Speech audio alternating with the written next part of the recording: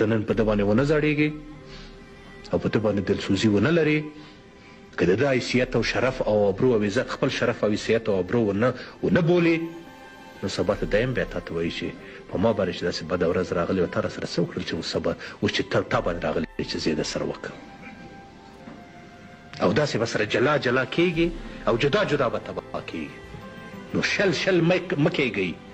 سل صحیح دا نفاق نه بې اتفاقۍ څخه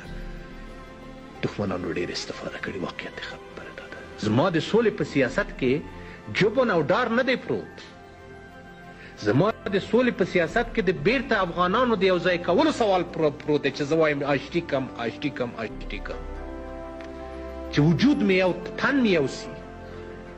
دا زخمي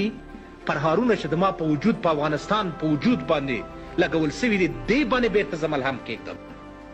او د دغه سیاست څخه دی چې پاکستان او نور ټول یېرېږي چې که دا افغانان یې راته بیرته یو ځای کړل سبا ته به زه څه خیل ځواب وایم نو ځکه تاسې د دې قومونو ملیتونو د خپلو پښتنو او د سیمو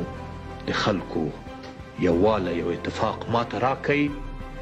د هر شي چې فتح غواړئ تاسې زه بیرته تاسو ته ضمانت ورکوم بس دغه جنګ زه وایم چې جنګ مه کوئ چې صرف د اتفاق آواز مو پورته سي اوس خو د دې خاطر نه دی لګیا دی که د موږ خو د اسکندر سره هم صاحب او د مغولو سره هم صاحب د عربو سره هم د ټولو سره دغه کړي د انګریزانو سره خپل زور را ازمایلی دی نه شوروي را سره وو نه بل څوک را سره وو د موږ پلرونو و نیکونو زور تاسې ازمایلی دی که نه د ازمایلی که دا تاریخ درواغ وایي نو چې کله